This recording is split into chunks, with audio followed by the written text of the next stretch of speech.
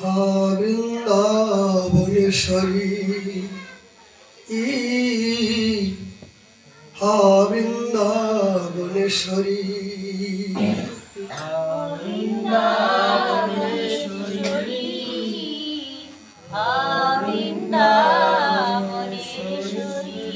হা বৃন্দাবনেশ্বরী হা বৃন্দাবনেশ্বরী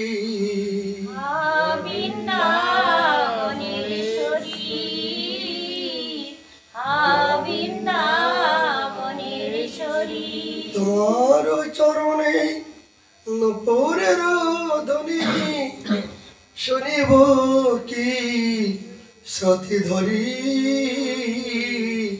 শুনিব কি সতী ধরি তোমার চরণে নূপুরের ধ্বনি শুনিব কি সতী ধরি শুনিব কি সতী ধরি। কলিযুগ পাবন অবতার শ্রীমান চৈতন্য মহাপ্রভুর অপার করুণায় শ্রী বৃন্দাবন মুকুটমণি রাধাকুণ্ড ধাম তথাস্ত শ্রী রাধা মদন মোহনজির চরণ প্রান্তে নিতাই গৌর শীতরাতের প্রসন্নতার জন্য মদীয় গুরু মহারাজের আদেশক্রমে শ্রী 108 প্রাণ কৃষ্ণদাস বাবাজি মহারাজের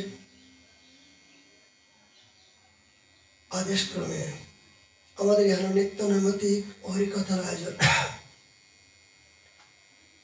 আজ আমাদের আশ্রিতের বিষয় মহাপ্রভু প্রিয় পার্শ্বদ বর্জ শ্রীকৃষ্ণ বিশেষিত চৈতন্যমৃত মহাগ্রন্থ 1700 পরিচ্ছেদে 169 নম্বর পারিতে কবিরাজ বৈষ্ণবপাদ আমাদের জন্য কি কৃপা করলেন। তারপরে গুরু এসে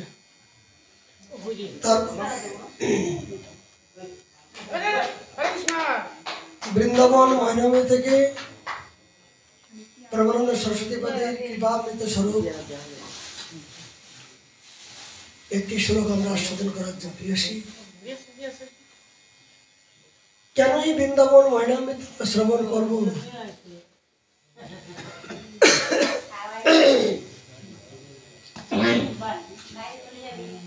নিত্য নৈমিত্তিক এই মহাগ্রন্থ আস্বাদন করার কেন প্রয়োজন?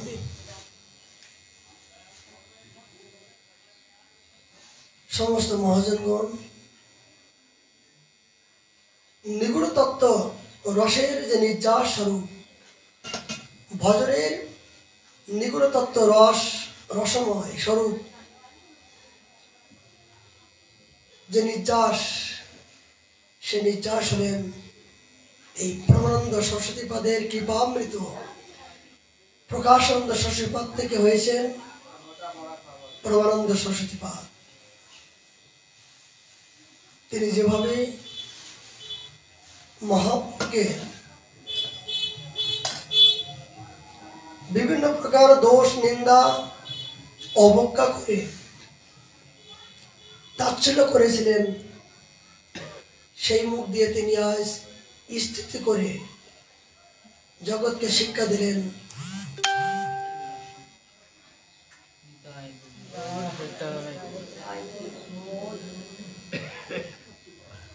জগৎকে শিক্ষা দিচ্ছেন এই যে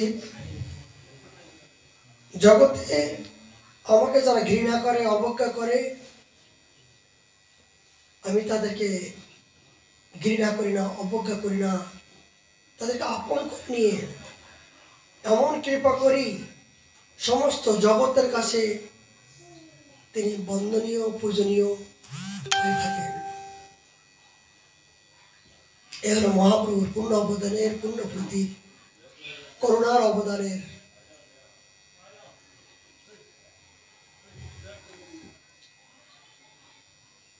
সরস্বতীপাদ বললেন প্রথম শতকম থেকে ৭৮ নম্বর শ্লোক থেকে তিনি বললেন, হে সখে, কোনদিন মরিবে তাহা জানো কি? হে সখে, তুমি জগতে জন্ম তোমার হয়েছে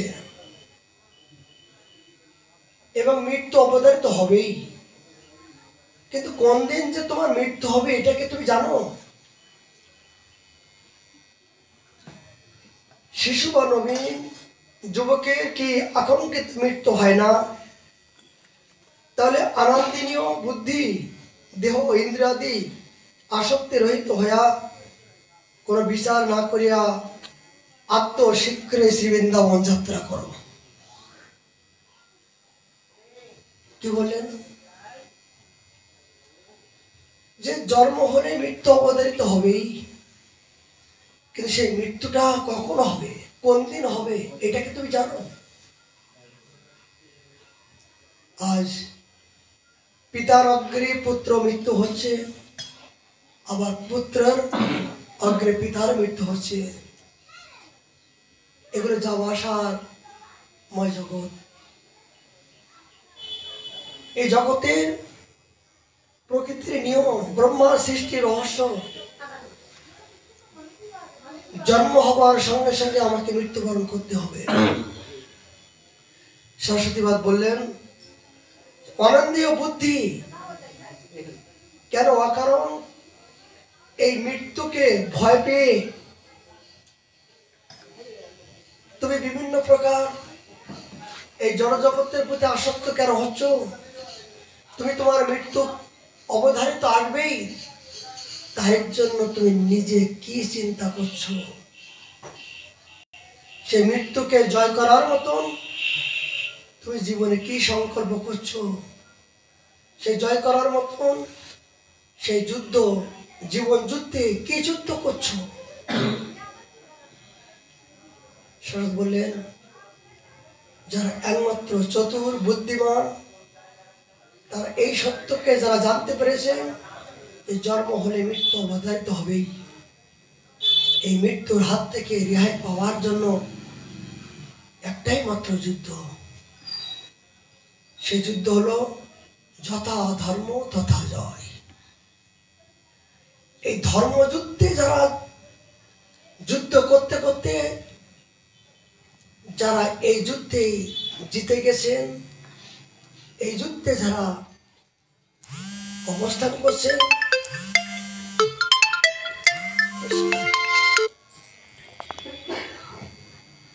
এই যুদ্ধে যারা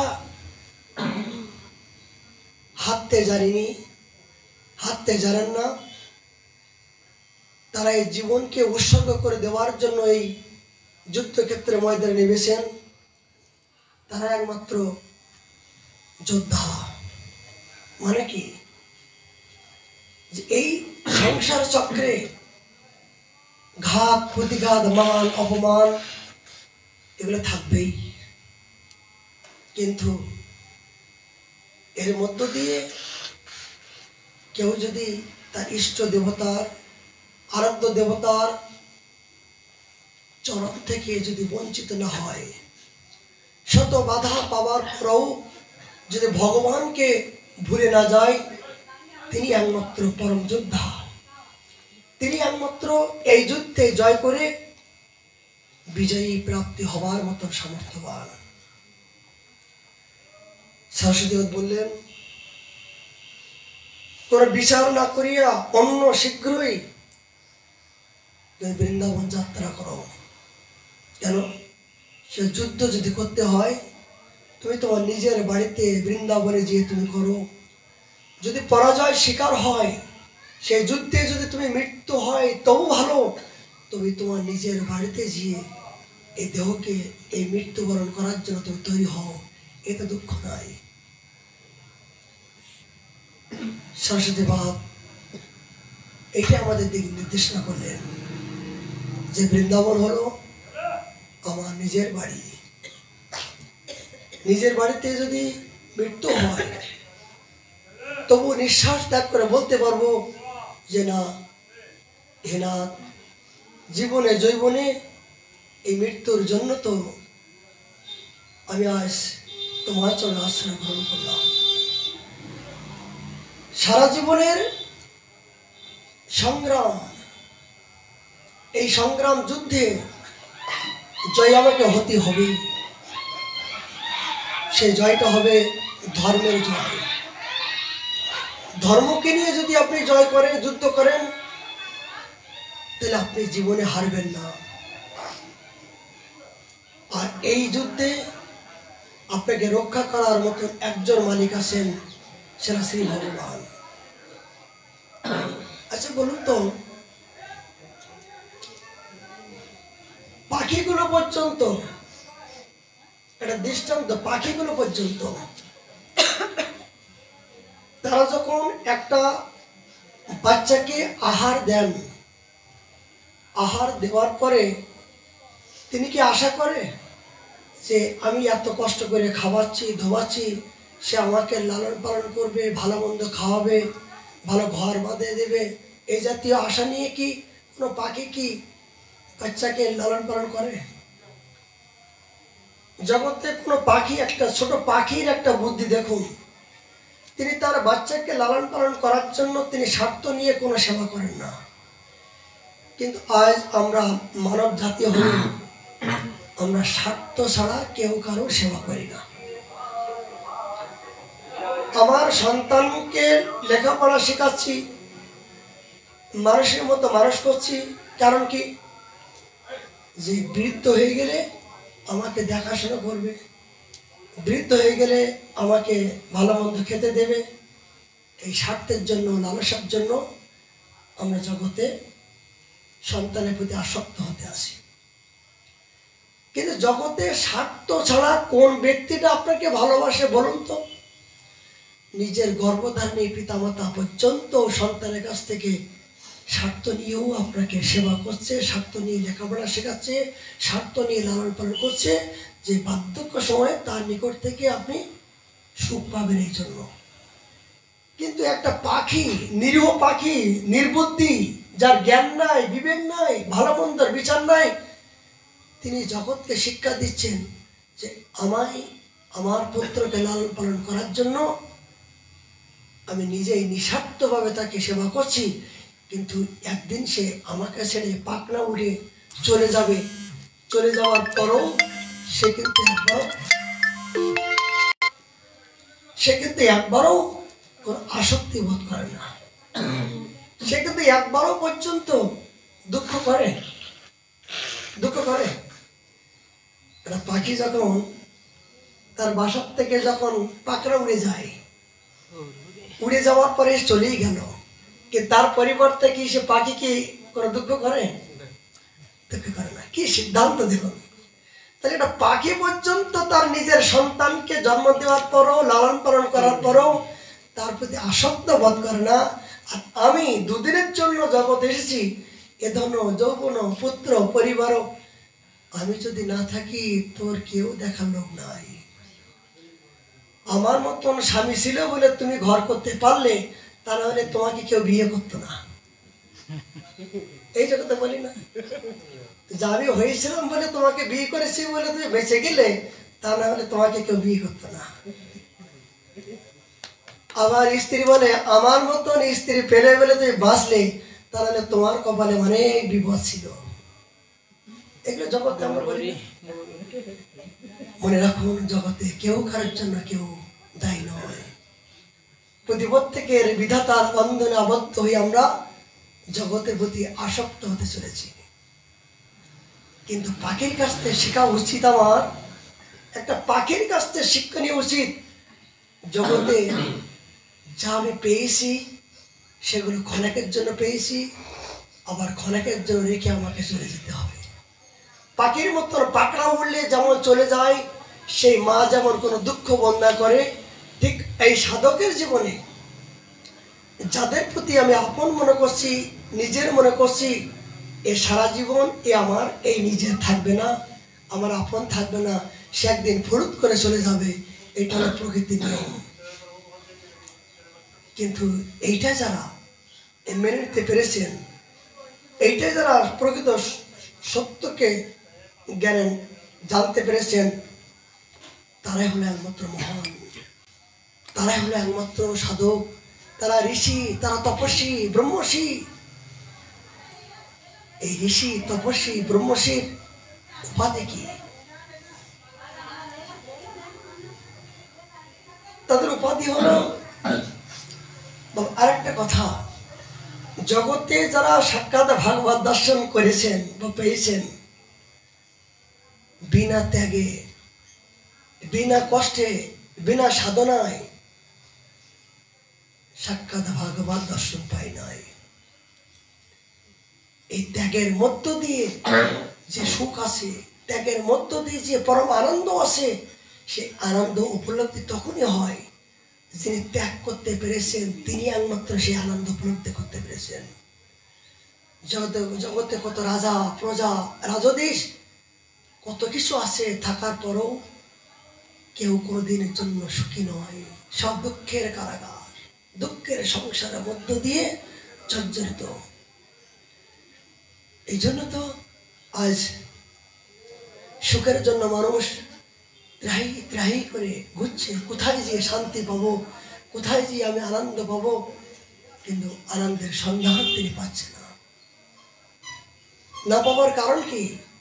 তার বিধাতা তার কপালে আনন্দ দিই নাই। যদি আপনার কপালে ভগবান আনন্দ সুখ দিয়ে থাকে, অবশ্যই আপনি আনন্দ সন্ধান, আনন্দের সঙ্গ আপনি পাবেন। যদি দুঃখ ভরা জীবন হয়ে থাকে, জীবনে যদি কাউকে দুঃখ দিয়ে থাকেন, সেই দুঃখ নিয়ে আপনি জগতে এসে আপনাকে সেই দুঃখের দুঃখিত হয়ে জীবনযাপন করতে হবে। জীবনে যদি কাউকে সুখ আপনি দিয়ে থাকেন, কোনো জন্মে যদি কাউকে সুখ দিয়ে থাকেন, তাহলে আপনি এই জীবনে আপনি সুখ পাবেন, এইটা মনে করেন। আপনার নিজের কৃতকর্মের জন্য আপনি নিজেই দায়ী, জগতে কেউ দায়ী নয়। এই জন্য সুখ যদি পেতে চান, প্রকৃত মনুষ্য জীবনের সুখ যদি পাওয়ার ইচ্ছা কারো জাগে, একমাত্র পরম উপায় হলো কি? এই সুখের পরম উপায় হলো আমার আরাধ্য দেবতা জীব কৃষ্ণ নিত্য দাস। দাসের কর্তব্য হলো প্রভুর স্বর্ণপন্ন হয়ে তার প্রসন্নতা করা। এই ভগবানের প্রসন্নতা করাই হলো জীবের একমাত্র সুখ, প্রকৃত মনের পরমানন্দ। সেই প্রসন্নতা কিসে? সেই ভগবানের প্রসন্নতা হলো ভগবানের সেবা। ভগবানের সেবা, গুরুদেবের সেবা, বৈষ্ণব সেবা, সেবা ছাড়া জগতে কেউ কোনোদিন আনন্দ পায় নাই। তবে সেবাটা তো কেমন? মানে সেবাটা কেমন? কোন জাতীয় সেবা করলে শ্রী ভগবান প্রসন্ন হয়ে আপনার কাছে পরাজয় স্বীকার করেন? কি সেবা? বলে একই সেবা জগতের, দেখো একই সেবা জগতে, একই সেবা, কিন্তু সেবার মধ্য থেকে তফাৎ কোথায়? বলছেন একটা ফুলের বাগিচায় আপনি ফুল তুলতে গেছেন, এইবার ফুলটা আপনি তুলছেন যে আপনার স্ত্রীর মাথায় লাগানোর জন্য, তার সুখের জন্য সেই বাগানের ভিতরে গিয়ে আপনি ফুলটা তুলছেন। আবার একই ফুলের বাগানে গিয়ে এই ফুলটা তুলছেন আমার ফুলটা আমার গোবিন্দ চরণে দেওয়ার জন্য। এই ফুলটা আমার মাধবের, রাধা মাধবের চরণে দিলে তিনি প্রসন্ন হবে। তাহলে বস্তু একই, বাগান একই, কিন্তু ভাবটা দুই রকম। একটা হলো দেহ সুখের জন্য, আপনার স্ত্রীর সুখের জন্য আপনি একই বাগানে গিয়ে ফুলটা চয়ন করছেন, আবার একই বাগানে গিয়ে আপনার ইষ্ট দেবতার প্রসন্নতার জন্য আপনি ফুলটা চয়ন করছেন। তাহলে বলুন কোনটা প্রেম আর কোনটা কাম? নিজের সুখের জন্য যে কর্ম করছেন সেটার কাম, সেটার প্রকৃত সুখ নাই। আর ভগবানের সুখের জন্য যে মনটা আপনি দিচ্ছেন, ওই মনটাই হলো প্রেম, এটা হলো কৃষ্ণেন্দ্রিয়। এ হলো সাধকের জীবন। সাধকগণ দৃষ্টান্ত দিচ্ছেন, একই অস্ত্র, একই ছুরি, একই ডাক্তার ছুরি দিয়ে আপনাকে অপারেশন করছে, আবার একই ছুরি দিয়ে আপনি সবজি আমানে করে শ্রী ভগবানের সেবায় নিবেদন করছেন। তফাৎ কোথায়? বস্তু একই, কিন্তু ভাবনাটা যেন সেবার প্রবৃত্তি থাকে। আচ্ছা, আপনি স্নান করছেন, রাত্রিবেলায় ঘুমানোর পরে অলসতা আসছে। অলসতা আসছে বলে মনে করছেন আমি স্নান করছি একটু শান্তি পাওয়ার জন্য স্নান করছি, কিন্তু আপনি ওই স্নানটা যদি মনে করেন যে আমি ভগবানের স্নান করে আমি শুদ্ধতা হয়ে ভগবানের মঙ্গলারতি করবো, তাকে স্নান করছেন যে নিজের সুখের জন্য, দেহ সুখের জন্য, ক্লান্তি দূর করার জন্য স্নান করছেন, আবার একই স্নান করছেন যে স্নান করলে আমি প্রভুর মন্দিরে গিয়ে মঙ্গলারতি করতে পারবো। বস্তু একই, শুধু ভাবনাটা একটু আলাদা। জীবনে যদি কৃষ্ণ ভাবনার জন্য, ভগবানের ভাবনার জন্য এ জাতীয় কোনো কর্ম করেন, সেই কর্মটাই হলো প্রকৃত ভক্তি। মানে ভক্তি দেখা যায় না, দেখানো যায় না, এগুলো মন থেকে প্রকাশিত হয়। একই বাজার করতে যাচ্ছেন, আপনার স্ত্রী লিস্ট দিল, এই মেয়াজ নিয়ে এসো, বিভিন্ন প্রকার আলু সবজি বিভিন্ন প্রকার নিয়ে এসো। এবার স্ত্রীর সুখের জন্য আমি লিস্ট থেকে বাজার করছি, যদি একটা ভুলে যায় তাহলে কি বলবে তা ঠিক নাই।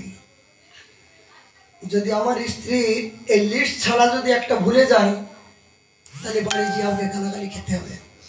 কিন্তু এই লিস্টটা যখন হাত ধরে মনে করবেন যে রাধা মাধব আজকে এই জাতীয় সবজিরে তোমার রসা হবে, এইটা তোমার হবে মোটা শাক, এইটা হবে ভাজি, এই লিস্টটা নিয়ে যদি সেই ভাবনাটাই যদি আপনি করেন ভগবানের প্রসন্নতার জন্য, এইটা হবে প্রেম। ইতি প্রেম, ইতি আপনার সাধ্য, ইতি সাধন বস্তু। ভগবান বলছে আমাকে ভালোবাসার জন্য আলাদা কোনো কিছু প্রয়োজন নয়, আলাদা কোনো বস্তু আমি চাই না। একই বস্তুর মধ্য দিয়ে শুধু এই ভাবনাটা একটু আমার প্রতি আত্মসমর্পিত কর, আমার দিকে মনটা ধাবিত কর, তবে আমি তোর সমস্ত মনের বাসনা, সমস্ত কামনা বাসনা, সমস্ত দুর্বাসনা গুলো সবকিছু মর্ম যা কিছু আছে জন্মার্জিত, এগুলো আমি ছাপ করে দিয়ে, আমি নির্মল করে দিয়ে আমার করে কখন নেব সেটা আমার চিন্তা থাকে। এই জন্য এই দুঃখকে একমাত্র সুখ উপলব্ধি তখনই হবে যদি জড়জগতের মনকে, জড়জগতের সুখকে যদি ওই সুখের সাথে ভগবানের সুখের সাথে যদি আপনি যোগ করতে পারেন, তখন আপনি প্রকৃত আনন্দ পাবেন, যে আনন্দ জগতে কোনোদিন পান নাই আর পাবার কথা নয়। সরস্বতী বাপ এই কথা বললেন, বারবারই আমাদেরকে দিক নির্দেশনা করছেন যে জগতের মধ্য দিয়ে তুমি যা কিছু করছো সে করার মধ্য দিয়ে তোমার প্রকৃত করা হচ্ছে না। অনেকে ভুল হতে চাচ্ছে, অনেক জীবনে ভুল করতে চলেছ, এই ভুলটা থেকে সংশোধন করার জন্য তুমি, এই জন্য তো সাধু সঙ্গে আসার প্রয়োজন। কেন? সাধুগণ সমস্ত জেনে শুনে জানিয়া শুনিয়া ভজ, তারা জানিয়া শুনিয়া ভজিয়া এই দিক নির্দেশনাগুলো তারা জগতের মাঝে কৃপা স্বরূপ বলছেন, কৃপা করছেন। আর এই কথাগুলো যদি কেউ শ্রবণ করে, কেউ আস্বাদন করে, তাদের জীবন অবশ্যই কল্যাণ হবেই হবে, এতে কোনো সন্দেহ নাই। মহাপ্রভু সমস্ত প্রতিটি জীবকে উদ্ধার করার জন্য জগৎকে প্রতি মুহূর্তে তিনি শিক্ষণীয় বিষয় যদ্যপি সনরিয়া হয় সেই তো ব্রাহ্মণ, সনরিয়া ঘরে সন্ন্যাসী না করে ভোজন। সেখানে একটা দৃষ্টান্ত বাবা, যারা সন্ন্যাসী, যারা বাবাজি মহারাজ পরমহংস বেশ, আচ্ছা একটা বলি, ব্রাহ্মণ ক্ষত্র বৈশ্য শূদ্র চতুর্বর্ণাং শ্রেষ্ঠ গুণকর্ম বিভাগ, এই চারটে বর্ণ হয়েছেন। কিন্তু চারটে বর্ণের পরে এই যে বাবাজি সম্প্রদায়টা এ কোথার থেকে আসলো? এগুলো চারটে সম্প্রদায়ের উপরে একে বলা হচ্ছে পরমহংস, পরমহংস উপাধি। সেই পরমহংস উপাধির একমাত্র প্রধান কর্তাকে স্বামী চৈতন্য মহাপ্রভু। এই পরমহংস উপাধি দিয়েছিলেন কাকে, আর কাকে দিয়ে এই স্থাপন করেছেন সম্প্রদায়? তিনি হরিদাস ঠাকুরকে এই উপাধি দিয়ে বললেন, আজ থেকে কাঙাল সম্প্রদায় নাম হলো হরিদাস, আজ থেকে তোমার নাম হলো কাঙাল সম্প্রদায়। এই জন্য আজ এই সম্প্রদায়কে বলা হয় কাঙাল সম্প্রদায়। কোন সম্প্রদায়ের মধ্য দিয়ে ছেঁড়া কাথা নেড়া মাথা গায়ে বহির্বাস যাচিয়া মাগিয়া খাইবে উদার ফুর্তি করিবে, এটা কিন্তু কোন সম্প্রদায় এই ব্রাহ্মণকে বলি নাই, বর্ষকে বলি নাই, ক্ষত্রকে বলি নাই। কিন্তু মহাপ্রভু কেবল এই হরিদাস ঠাকুরকে দিয়ে জগৎকে শিক্ষা দিলেন, হরিদাস আজ আমি তোমাকে দিয়ে একটা সম্প্রদায় তৈরি করলাম, সেটা হলো কাঙাল সম্প্রদায়। আর কি করলেন? মহাপ্রভু নিজেই সনাতন গোস্বামীকে করঙ্গি কৌপিন লাগিয়া দিয়ে তিনি আজ জগৎকে শিক্ষা দিলেন, দেখো জগৎ ত্যাগেই যে প্রকৃত সুখ। মহাপ্রভু প্রিয় পার্শ্বদ বর্জ তারা সবাই ত্যাগী ছিল, সবাই ত্যাগী নয়। যাদের মাধ্যম দিয়ে তিনি অপার করুণা করেছেন, লিপ্ত তীর্থ উদ্ধার, গ্রন্থ অধ্যয়ন এবং বিগ্রহ স্থাপন যাদের মাধ্যম দিয়ে করেছেন, এরা হলেন এক একজন রত্ন। এরা একজন কে ব্রহ্মাণ্ড ধারণ করার মতো সামর্থ্যবান। মহাপ্রভুর এমন ব্যক্তিদের মাধ্যম দিয়ে এমন শক্তি সঞ্চার করেছেন, যেমন হরিদাস ঠাকুর জগতে যাকে ঘৃণা করত, অপেক্ষা করত, কিন্তু মহাপ্রভু করলেন জগৎ যাকে ঘৃণা করে, জগৎ যাকে অপেক্ষা করে, আমি তাকে এমন বড় আসন দেব জগতে যেন তাকে সবাই বন্দনা করে। দিলেন কিনা বলুন? সত্য কিনা বলুন? যে হরিদাস ঠাকুরকে যেমন বলে সবাই ঘৃণা করত, অপেক্ষা করত, কিন্তু মহাপ্রভু তাকে আপন করে নিয়ে এমন এক স্থান দিল, নাম আচার্য। নামের আচার্য তিনি হলেন হরিদাস ঠাকুর। কোথায়? মুসলমান করে তার জন্ম, মানে জগতে তাকে কত প্রহার করতে হয়েছে, কত সংগ্রাম করতে হয়েছে, কিন্তু শত সংগ্রামের মধ্য দিয়েও তিনি হারি নাই, তিনি জয় জয় করে হয়েছেন। মহাপ্রভু বললেন, এইটাই তো আমার চমৎকারিতা, এইটাই তো আমার ভক্তির চমৎকারিতা। জগতে যাকে ঘৃণা করে, অবজ্ঞা করে, তাচ্ছল্য করে, তাকে আমি আপন করে নিয়ে জগৎকে প্রণাম্য করে দেখাই দেই।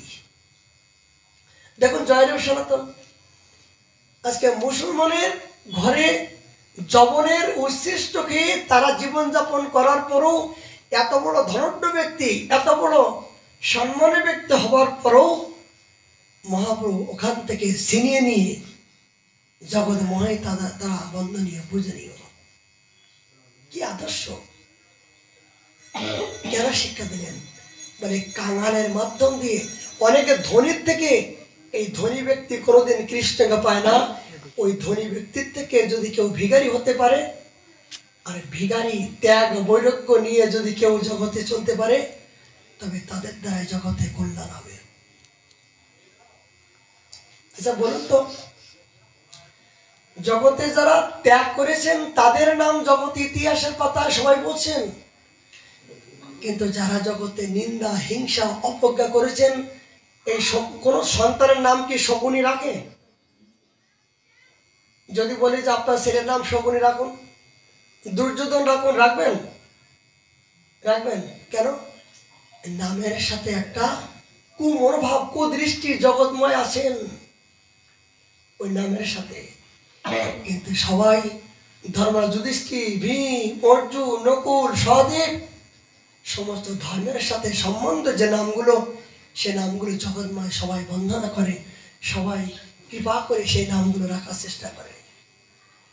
এই জন্য যারা সততা, যারা সত্যবান, যারা তপস্বী, যারা ত্যাগী, এরা জগতে বন্দনীয়, এরা পূজনীয়, জগতময়, এদেরকে সবাই প্রণম্য। কেন? এই ত্যাগের মধ্য দিয়ে প্রকৃত সুখ উপলব্ধি হয়, তাদের আশ্রয় গেলে, তাদের ছায়াতলে গেলে আনন্দ উপলব্ধি হয়। কিন্তু একজন বিষয়ের পাশে গেলে, আপনি বলুন তো, একজন বিষয়ী বৈভবের পাশে গেলে আপনি এ জাতীয় প্রকৃত মনের আনন্দ আপনি পাবেন না। কেন? বিষয়ের কাছে গেলে বিষয়ের কথা বলবেন, তিনি সর্বক্ষণ যে জাতীয় ভাবনা নিয়ে সকাল থেকে সন্ধ্যা পর্যন্ত যে চিন্তা করেন, সে জাতীয় কথা বলবেন। যে যতমান প্রবাদান্তে। আপনি যদি সাধুর পাশে যান, সাধুর পাশে কি শুনবেন? হরি কথা খাও, হরি গুণ গাও, হরি নামে সদামত্ত হও। তিনি যে জাতীয় ভাবনায় ভাবিত হয়ে জীবনযাপন করেন, আপনাকে সে জাতীয় ভাবনা উপদেশ করবেন। একজন চোরের কাছে যখন যাবেন, সে কোন জাতীয় কিভাবে চুরি করতে হয়, সেই পর নির্দেশনা কিন্তু তিনি আপনাকে দিতে বাধ্য থাকবে। একজন যদি অসৎ বৃত্তি, অপকর্ম করেন, তার পাশে গেলে কিন্তু সে বলতে পারবে যে এই জাতীয় অসৎ কর্ম। বাবা, সত্য কথা বাবা বলছি। একজন নিতাই গৌর হরি বল। জগতে যদি আপনি অসৎ প্রবৃত্তি হন, অসৎ ব্যক্তির সঙ্গে যখন যাবেন, সে কিন্তু সেই অসৎ চিন্তা চেতনা আপনাকে ভিতরের মধ্যে পুশ করে দেবে। তাহলে আপনি নেবেন না, জোর করে আপনাকে পুশ করে দেবে যে আমি যেমন তোমাকে তেমন হতে হবে। কিন্তু বলুন তো, জগতে কোনটা ভালো, কোনটা মন্দ, কার সঙ্গে মিশবো, কার সাথে মিশবো না, এইটার জন্য তো মনুষ্য জন্ম দিয়েছে, ভালো মন্দ বিচার করার জন্য। এইটা যদি আমি ভালো মন্দ বিচার না করি, তাহলে আমি নিতান্ত কিন্তু পশু ছাড়া আর কিছু নয়। মহাপ্রভু সন্ন্যাসী হয়েছেন। আচ্ছা, সন্ন্যাসী হয়ে কিন্তু কোনো গৃহস্থের ঘরে প্রসাদ পেতে নাই, ভোজন করতে নাই বাবা। যারা সন্ন্যাসী হয়ে, তারা কিন্তু গৃহের ঘরে প্রসাদ পেতে নাই। কিন্তু মহাপ্রভুকে শিক্ষা দিলেন, তথাপি পুরী দেখি তার বৈষ্ণব আচার, শিষ্য করি তার ভিক্ষা কইল অঙ্গীকার। মহাপ্রভু বললেন, আমার গুরুদেবের গুরুদেব, আমার আচার্যগণ, তিনি পর্যন্ত তোমার ঘরে সাক্ষাৎ তোমাকে শিষ্যত্ব করে তোমার হাতে প্রসাদ পেয়েছেন, আমি কোন ছাড়? আমি যদি তোমাকে ঘৃণা করি, অবজ্ঞা করি, তাহলে আমি আমার পদমর্যাদা লঙ্ঘন হবে। এই ব্রাহ্মণ ঠাকুর, তুমি অনাচারী হও, অত্যাচারী হও, সেটা আমার দেখার দরকার নয়। আমার দেখার দরকার পূর্বতন মহাজনগণ, তুমি হতে পারো অনাচারী, কিন্তু তোমার ভাবটা কোন জাতীয় সেটা আমার দেখা দরকার। ভাবনা যদি সেবার প্রবৃত্তি হয়, যেখানে অনেক বাবা জগতে আমাদের বড় দুঃখের মধ্য দিয়ে বলতে হয় কথাগুলো, অনেক গুরু পর্যায়ে, অনেকে ব্রাহ্মণ, অনেক প্রকার যারা উচ্চ পর্যায়ে আছেন, তারা বলে আমি তোর কাছে খাবো না, এখানে যাব না, এ শুইও না, এ নিও না, এ করো না। এই জাতীয় বিভিন্ন প্রকার ভেদাভেদ করে তাদেরকে বহির্মুখতা করার চেষ্টা করে। কিন্তু মহাপ্রভু কি শিক্ষা দিলেন? মহাপ্রভু তারা যদি ভিক্ষা মাগিলা দন্য করি সেই বিপ্র কহিতে লাগিলা। মহাপ্রভু বললেন, এ ব্রাহ্মণ, আমি তোমার ঘরে ভিক্ষা করতে রাজি, ভিক্ষা করতে চাই, তোমারে ভিক্ষা দেব, বড় ভাগ্য আমার। তুমি ঈশ্বর নাই, তোমার বিধি ব্যবহার, তুমি স্বয়ং ঈশ্বর, তুমি কোনটা বিধি কোনটা অবিধি সেটা তুমি জানো প্রভু। কিন্তু আমার বড় ভয় করছে। কি ভয় ব্রাহ্মণ? মূর্খ লোক করিবেন তোমার নিন্দুক, সইতে না পারিব এই দুষ্টের বসন। প্রভু, তুমি যদি আমার মতন ব্রাহ্মণ ঘরে প্রসাদ পাও, ভোজন করো, তাহলে জগতের লোক বিধি নিয়ম নিয়ে যারা পড়ে আসে সবাইকে যে তোমাকে নিন্দা করবে, অবজ্ঞা করবে। আর এই অবজ্ঞার কথা শুনলে তো আমার মৃত্যু সম। মহাপ্রভু বললেন, শোনো ব্রাহ্মণ, ধর্ম স্থাপনে তো সাধু ব্যবহার, পুরী গোসাইয়ের আচরণ সেই ধর্ম সার। বলছে ধর্ম স্থাপন করার জন্য ভগবান নিজেই যুগে যুগে অবস্থান করেন। জগতে কে আচার করলো, কে মনে করলো বিষয়টা না, পুরী গোসাই আচরণ সেই ধর্ম একমাত্র সার। তিনি নিজে যেটা করেছেন সেটা আমাকে করতে হবে, এখানে আমার ভেদ বুদ্ধি করলে হবে না। এই সনাতন ধর্মে বিভিন্ন প্রকার কিছু কিছু খটখটিয়া, এই খটখটিয়ার জন্য মানুষ এই ধর্মকে আশ্রয় করতে ভয় পাচ্ছে, সাধুর পাশে আসতে ভয় পাচ্ছে। কেন? এই যে বিভিন্ন প্রকার একজন যুব সমাজ, একজন যুবক যুবতী সাধুর পাশে আসতে চাচ্ছে, এবার আসার পরেও যদি আপনি বলি মানে এমন ভাবে তাকে ধিক্কার দিয়ে অবজ্ঞা করা হচ্ছে, সে যেন একটা কুত্তার চেয়েও নিকৃষ্ট। এই যে ব্যবহারিক বিভিন্ন প্রকার খটখটিয়া, এগুলো মহাপ্রভু লঙ্ঘন করলেন এদেরকে। তিনি জগৎকে শিক্ষা দিচ্ছেন, আমি বেদ বিধির অগোচর। কেন? যদি কোনো শিষ্য সদাচার হয়, অনুগত হয়, ভজনন্দী হয়, যদি গুরুদেবের আজ্ঞা পালন করেন, তাহলে সেই শিষ্যের হাতে দীক্ষা দেওয়ার পরে সেই শিষ্যের সমস্ত অজ্ঞানত অন্ধকারগুলো দূরীভূত হয়ে গেল। গুরুদেব অবশ্যই শিষ্যের হাতের প্রসাদ গ্রহণ করতে পারবেই, এটা মহাপ্রভু আজ্ঞা। এই জন্য তো ব্রাহ্মণকে দীক্ষা দিয়ে তাকে শিষ্যত্ব বরণ করলেন, করার পরে তার ঘরে তিনি প্রসাদ ভোজন করলেন। তুমি যদি সেই শিষ্যের ঘরে জল না খাবে, প্রসাদ না পাবে, তাহলে তোমার প্রতি শ্রদ্ধা হবে কেমন করে? আমি তাকে সন্তান বলে মনে করছি, তুমি তার হাতের খেতে ইচ্ছা হচ্ছে না, যখন 10,000 টাকার ব্যান্ডেলটা তোমাকে দেবে, তখন তো তুমি বলতে পারো না যে তুমি গৃহস্থ, তুমি এখন অনাচারী, তোমার এই টাকাটা অনাচারী হয়ে গেছে, আমি নেব না, বলতে পারবে?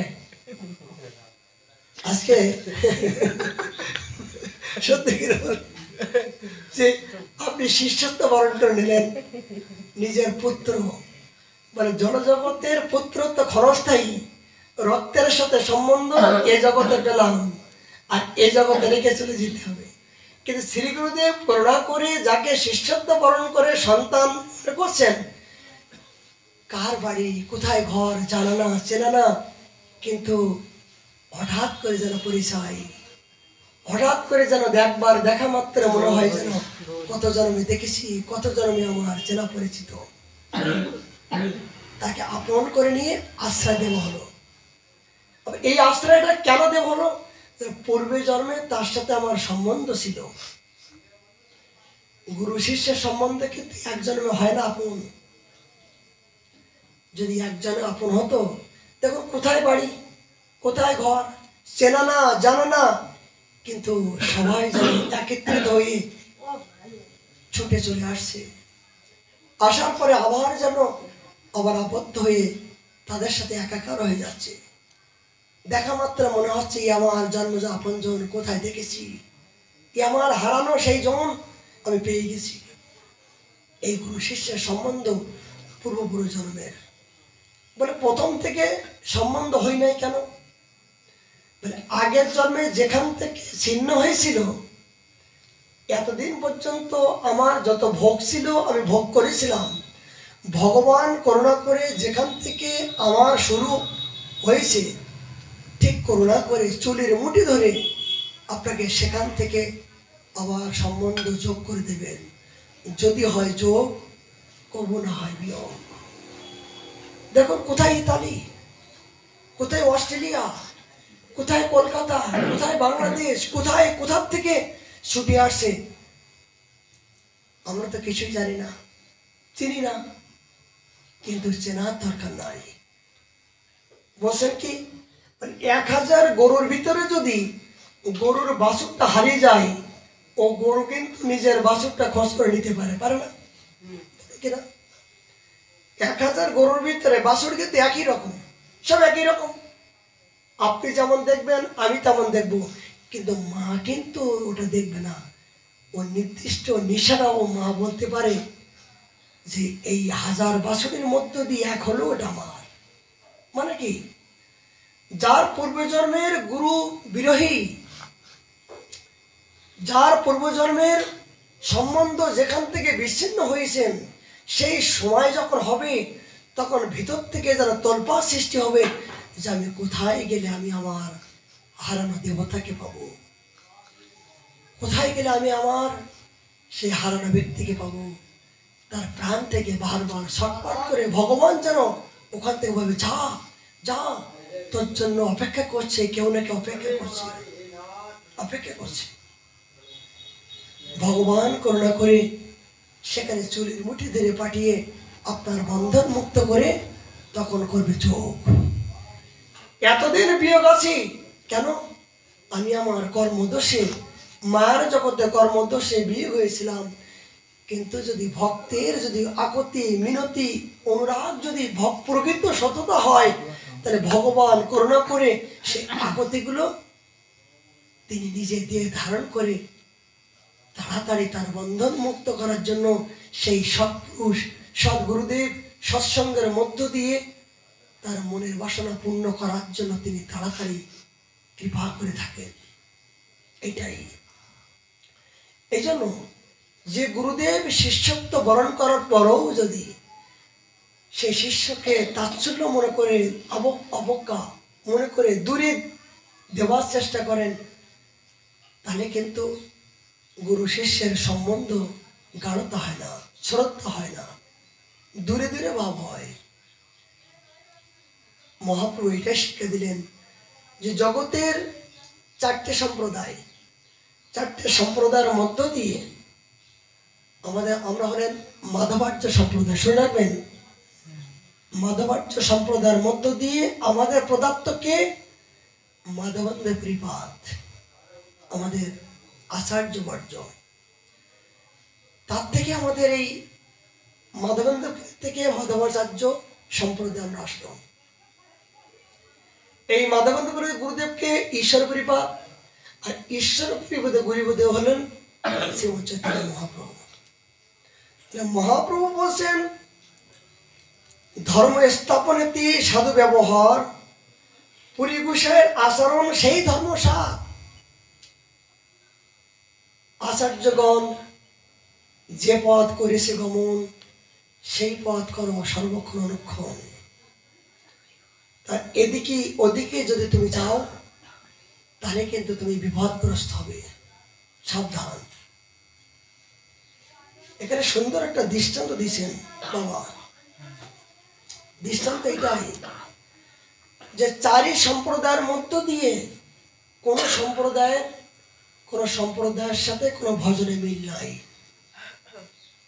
এক একজনের এক এক রকমের নিষ্ঠা, এক এক রকমের ভাবনা, চিন্তা চেতনা। এখানে প্রশ্ন, তাহলে সবাই তো সাধু, সবাই তো ভগবান উপাসনা করছেন, কিন্তু আমি কার সিদ্ধান্ত নেব, কার অনুগত্য নেব? বলছেন এই জন্য তো তোমাকে সিদ্ধান্ত করার জন্য তোমাকে একটা কেন্দ্রবিন্দু তোমাকে নির্ধারণ করতে হবে। যদি তুমি নিবার্ক সম্প্রদায় হও, সেই সম্প্রদায়ের অনুগত্য, মহাজের অনুগত্য তুমি চলো। তুমি যদি গৌড়ীয় হও, তাহলে মাধবেন্দ্রপুরীর নির্দেশ অনুযায়ী, গৌড়ীর যে সিদ্ধান্ত অনুযায়ী সেই নির্দেশ অনুযায়ী চলো। তুমি যদি রামানন্দী, নিবার্ক, এই যে চারটে সম্প্রদায়ের মধ্য দিয়ে যে সম্প্রদায় তুমি আশ্রয় গ্রহণ করেছো, সেই সম্প্রদায়ের সেই আচার্য অনুগত্য তুমি চলো। তাই বলে কোনো সম্প্রদায়, কোনো ব্যক্তিকে নিন্দা, অবজ্ঞা, ভেদ কদাপিও যেন জীবনে না আসে। এই সম্প্রদায় অবলম্বন করার পরও তোমাকে নির্দিষ্ট কোনো মহতের গুরু অনুগত্য তোমাকে চলতে হবে। কেন? এই শ্রী গুরুদেব করুণা করে তোমাকে সঠিক পথ নির্দেশ দিলেন। কি এখানে একটা প্রশ্ন বাবা খুব খণ্ডন করছেন। মহাপ্রভুর ধর্ম স্থাপন, পরিঘোষার আচরণ, এর মধ্য দিয়ে চৈতন্য চৈতন্যমৃত ভাগবতের শ্লোক দিয়ে খণ্ডন করছেন। তিনি বিধি ধর্ম কাদের জন্য আর অবিধি কাদের জন্য? তিনি ধর্ম স্থাপন করার জন্য জগতে আচার্য রূপে জগতে এসেছেন। এই আচার্যগণ জনকে দিয়ে জগৎকে শিক্ষা দিচ্ছেন যে একই সম্প্রদায়ের মধ্য দিয়ে দেখা যায় আমাদের গৌড়ী সম্প্রদায়ের মধ্যে দিয়ে আছেন আউল বাউল, নেড়া নেড়ি, কর্তা দরবেশ সাই। আবার স্বসম্প্রদায়ের মধ্য দিয়ে গোস্বামীগণের অনুগত্যও চলছেন। কিন্তু প্রকৃত সম্প্রদায়ের মধ্য দিয়ে যখন আপনি আশ্রয় গ্রহণ করবেন, সদ্গুরু চরণাশ্রয় করবেন, তখন সেই আশ্রয় নিয়ে আপনি যখন চলবেন, তার আদর্শ, ভজন, প্রপার্টি, সেই দিক বা সেই নির্দেশ হবে আপনার একমাত্র সঠিক রাস্তা। জগতে অন্যত্র একই সম্প্রদায়ের মধ্য দিয়ে দেখা যায় অনেক কিছু হয়ে যায়। যেমন সূক্ষ্ম বৈরাগ্য, ফুলক বৈরাগ্য, মর্কট বৈরাগ্য, আবার যুক্ত বৈরাগ্য। অনেকে সাধু দেখা যায় ত্যাগ বৈরাগ্য নিয়ে শূন্য রুটি খেয়ে তারা জীবনে ভজন করছেন। আবার দেখা যায় কেউ যুক্ত বৈরাগ্য নিয়ে দেহটা বাঁচার জন্য যেটুকু প্রয়োজন ওইটুকু তিনি দিয়ে তার উদ্দেশ্য একটাই, যে আমার উদ্দেশ্য হলো মহাজনের ভজনটা হলো আমার মুখ্য। খাওয়া দাওয়া, পোশাক পরিচ্ছদ, এগুলো তো বাইরঙ্গ ব্যাপার। আচ্ছা, মনুষ্য জীবনের এই যে পোশাকটা, এই পোশাকটা কি আপনার উপাধি? পোশাক তো ক্ষণস্থায়ী, কিন্তু উদ্দেশ্য কি? উদ্দেশ্য আপনার ভজন। আর ভগবানকে প্রসন্নত করার একমাত্র পরম উপায় কি? ভজন। তাই আপনি শূন্য রুটি খান আর শুধু জল খান, যদি ভজনটা যদি নিত্য নিয়ম যদি আপনার নিয়মিত না হয়, তাহলে শূন্য রুটি খেলেও আপনার ভগবান প্রাপ্তি হবে না। শুধু জল খেয়েও যদি আপনি সিদ্ধ হয়ে যান, বলে তাহলে ভগবান আপনার প্রতি প্রসন্ন হবে না। তাই যদি হতো, মহাপ্রভু শ্রীবাসগণ এই কথা বললেন, শ্রীবাস, তোমার বন্ধু ব্রাহ্মণ সারা জীবন দুধ পান করে আজ ব্রহ্মচারী হয়ে আসেন। দুধ পান করলে যদি আমাকে পাওয়া যেত, তাহলে সাপগুলো 6 মাস পরে একদিন আহার করে, তারা কিন্তু আমাকে পেত। তাহলে ধ্যান করলে যদি আমাকে পাওয়া যেত, তাহলে বক পাখিগুলো পুকুরের মাঝখানে গিয়ে এক পা দিয়ে আর চোখ বুজিয়ে ধ্যান করে, বলে সে কিন্তু আমাকে পেত। বলে সারাদিন ঘোরাঘুরি করলে যদি আমাকে পাওয়া যেত, গরুগুলো সকাল থেকে সন্ধ্যা পর্যন্ত এক কিনারা থেকে, বাঁদরগুলো এক কিনারা থেকে আর এক কিনারায় কোনো স্থিতি নাই, তারা আমাকে পেত। কি গোস্বামী সিদ্ধান্ত দিচ্ছেন, বলে সাবধান, যতক্ষণ পর্যন্ত যুক্ত বৈরাগ্যের সাথে জীব অনাদিকালের এই যুক্ত না হবে, ততক্ষণ পর্যন্ত ভগবানের প্রসন্নতা হবে না, ততক্ষণ পর্যন্ত প্রকৃত মনের আনন্দ আপনি পাবেন না, ততক্ষণ পর্যন্ত আপনি অনুগত, আপনি আশ্রিত হতে পারবেন না। সেটা হলো ভজন। বাবা, বড় গর্ব কি জানেন?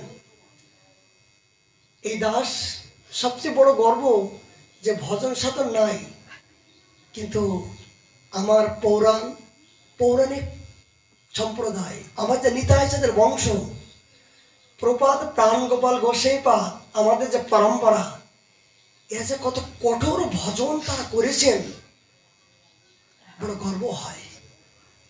এদের জীবনে একমাত্র উদ্দেশ্য হল ভজন। তিনি একই আসনে বসে 1 লক্ষ হরিনাম না করে জল পর্যন্ত গ্রহণ করতেন না। আমার দাদুগুরু প্রভাত যদুগোপাল গোসাইপাদ, প্রভাত মদন গোপাল গোসাইপাদ, এই মদন গোপাল গোসাইপাদের যে 2 জন পুত্র আমরা দেখতে পান, প্রভাত নিত্য গোপাল এবং প্রেম গোপাল গোসাইপাদ, দেখেছেন? কিন্তু এদেরও ভজন পরিপাটি বাবা। যেখানে দেখি সর্বক্ষণ হরিনামের মালা ছাড়া তাদের দেখা যায় না, এবং তিলক ছাড়া, হরিনামের মালা ছাড়া তাদের মন্ত্র স্মরণ, ঠিক আচার্যগণের যে দিক নির্দেশনা এদের ভিতরে আমরা বাস্তবে দেখতে পাই। তারপরে আমার গুরু মহারাজ তিনি ভজনকে সারা জীবনের জন্য ভজনকে আপন করে নিয়েছেন, আদর্শবান। কিন্তু আজ জগতে বড় দুঃখ লাগে, সদ্গুরু চরণাশ্রয় করেছেন, তোমার গুরুদেবকে অমুক গুরুদেব, গুরুদেবের নামটা খুব জোর করে বলল। আচ্ছা গুরুদেবের নামটা বলে, জপের মালা কোথায়? বলে বাড়িতে রেখে ভুলে গেছি। বলে জপের মালা কোথায়? বলে বাড়িতে রেখে গেছি, ভুলে গেছি। বলে তিলক কোথায়? বলে অন্যদিন পরে বাবা, আজকে আমি পড়তে ভুলে গেছি। বলে জগতে সব যদি সাধুর পাশে সে ভুলে যায়, তা তুমি সাধুর পিছনে যে কি করো সেটা তোমার ইশারা বলে দিচ্ছে তোমার। এই জন্য হরিনামের মালা যতক্ষণ পর্যন্ত কণ্ঠে সর্বক্ষণ থাকবে, সদাই কপালে তিলক সতর্ক থাকবে, এটা আমার অলংকার। যদি কখন কোন মুহূর্তে যদি আমি মৃত্যু হই, এই মৃত্যুর সময় যদি কপালে তিলক থাকা অবস্থা আমি মৃত্যুবরণ করি, গলার জপের মালাটা যদি ধারণ করে আমার মৃত্যু হয়, আমি ভজন নাই করলেও এইগুলো আমাকে সাক্ষী দেবে যে না, প্রভু আমাকে ভালোবেসেছিল বলে আমার গলায় রেখেছিল, আমাকে শ্রদ্ধা করে বলে আমার এই রাধাপদ রস, ব্রজরস তিনি আমার তার কপালে মস্তকে ধারণ করেছিলেন। জীবনে ভজন নাই করুন, পুতনার মতন সেজে থাকুন না। সেজে থাকার পরেও ভগবান করুণা করে আপনাকে মাতৃস্থান দিয়েছিল। এই অলংকার যদি সতী নারীর যদি শাখা সিঁদুর না থাকে, তাহলে সে নিতান্ত বিধবা। পতিব্রত রমণীর একমাত্র আদর্শ হলো শাখা সিঁদুর, তার প্রকৃত অলংকার। প্রকৃত ভক্ত জীবনের অলংকার হলো ভগবান, এবং ভক্তের অলংকারের সর্বপ্রথম চিহ্ন হলো মালা তিলক। এটা অবশ্যই থাকা উচিত। এইটা না থাকলে তিনি ব্যভিচারী, তিনি অসতী, তার কোনো মালিকহীন, ঠিকানাবিহীন। এই জন্য সবার কাছে হরিনামের কম করুন, কিন্তু গলায় ঝুলি রাখতে রাখতে, মালাটা যখন গলায় ঝুলি রাখবেন না, এই রাখতে রাখতে মালা যখন কষ্ট পাবে, তখন আপনার ভিতর থেকে এই হৃদয়ের মধ্য দিয়ে আকর্ষণ করে বলবে, রে তুই তো আমাকে গলায় ধারণ করলি, তা আমাকে তুই সেবা করবি না? আমাকে তো গলায় ঝুলিয়ে রাখবি, কিছু তো কর। ওই মালা যখন তুলসী দর্শনে স্পর্শনে পবিত্র হয়, এই মালা আপনার ভিতর থেকে সাড়া দিয়ে আপনাকে ভজন করে নেবে একদিন। তিলক ধারণ করতে করতে দেখবেন এমন দিন হয়ে যাবে তিলক ছাড়া আপনি বাইরে হতে পারবেন না। যদি আপনি তিলকের কথা ভুলে যান, তিলক কিন্তু আপনাকে ভুলবে না। কেননা তিলক তো এই জগতে কেউ নয়। রাধাকুণ্ডের তিলক বলতে গেলে রাধাপদ রস, শ্রীমতী রাধারানীর প্রেমের ব্রজরস স্বরূপ। একটা একটা রজের মধ্য দিয়ে একটা একটা বিশ্ব ব্রহ্মাণ্ড লুকিয়ে আসেন। সেই ব্রহ্মাণ্ডকে আপনি মস্তকে ধারণ করেছেন। আপনি যদি জগতে ভুলে যান, ব্রহ্মাণ্ড আপনাকে ভুলবে না। তিলক আপনাকে জাগাই দেবে আপনার স্মৃতির কথা, স্বরূপের কথা। এটা কি দেহ মন্দির? কোন মন্দিরে দেখবেন তিলক অঙ্কিত থাকে। তাহলে জড়জগতে 10 লাখ টাকা মন্দির করে তিলক করলেন, কিন্তু এই দেহটা যে একটা মন্দির আপনার, এই দেহটা যে আপনার বিষ্ণু মন্দির অঙ্কিত করতে হয়, সেই দেহটা তো আপনি এখন মন্দিরে সাজালেন না। জগৎকে সাজিয়ে কি হবে? উপরে উপরে সাজালেন, কিন্তু ভিতরটা সাজালেন কোথায়? আগে ভিতরটা সাজান, নিজে সাজুন।